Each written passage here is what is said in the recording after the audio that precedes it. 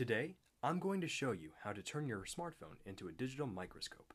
All you need is a smartphone, a few tools, the focus lens from a cheap laser pointer, and about $10 worth of materials from the hardware store.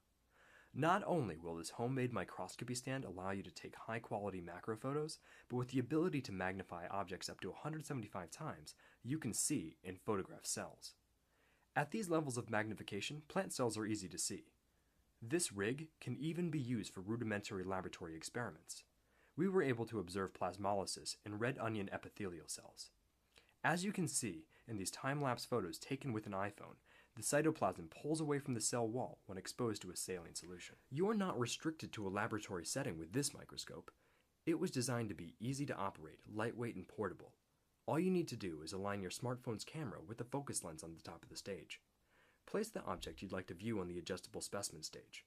From here, bring the object into focus by slowly turning the wing nuts on either side. Once it's in focus, you can take a picture, or video, or even zoom in for a closer look. Switching samples can be made easier with the use of a small plexiglass slide. Because the stages are also constructed with plexiglass, objects can easily be viewed without the use of an external light source. This allows the microscope to be used in a wide range of settings. Whether it's in the classroom, outside, or in your own home, this simple setup will allow you to take a closer look at the world around you. It only takes about $10 worth of materials and 20 minutes of your time to build this microscope stand. You will need a cheap laser pointer, some 1/8" plexiglass, plywood, a few nuts, bolts, and washers. A small LED light is also useful for backlighting cell samples. The only tools you will need are a drill and a few assorted bits. Pliers might come in handy too. First, you will need to remove the focus lens from the laser pointer. Start by unscrewing the housing and removing the batteries. The focus lens is right behind the nose cone. Using the back end of a pencil, push the inner assembly out of the front of the housing. Unscrewing the plastic cap on the front of this assembly should free the lens. Make a mark with a Sharpie on the front two corners of the plywood base, 3/4 of an inch from both sides and the front edges. Make another mark, centered on the board 3/4 of an inch from the bottom. Stack the plexiglass camera stage on top of the plywood. Be sure to line up the edges. Offset the specimen stage so that it extends 3/4 of an inch off the front of the base. When they're all lined up, drill through the pieces. In order for the microscope to sit flat, you will need to countersink the bolt holes underneath the base.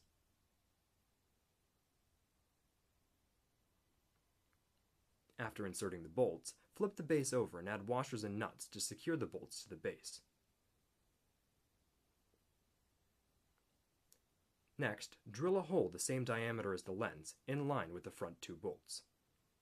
To make sure the LED light is centered below the lens, use the hole you just drilled to mark the position of the light.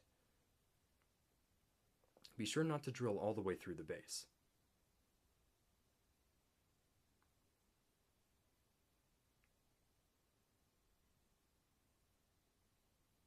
Embed the lens in the camera stage by gently pressing it into the hole. Now you're ready to assemble. Add the wing nuts and washers to the front two bolts. Next, add the specimen stage. Add a nut to each bolt and then place the camera stage on top. Before securing the stage in place, check to make sure it's level. Tighten the final 3 wing nuts, add the LED light, and your microscope stand is now complete.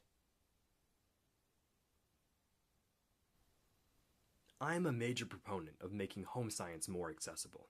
My goal in designing and building this phone-to-microscope conversion stand is to provide an alternative to overly expensive microscopes. This setup is a viable option for underfunded science classrooms that would not otherwise be able to perform experiments requiring a microscope. But more than that, this device will allow people to rediscover the world around them. For more information on the assembly and use of this project, please visit the Instructable linked in the comments below. Thanks for watching, and stay curious.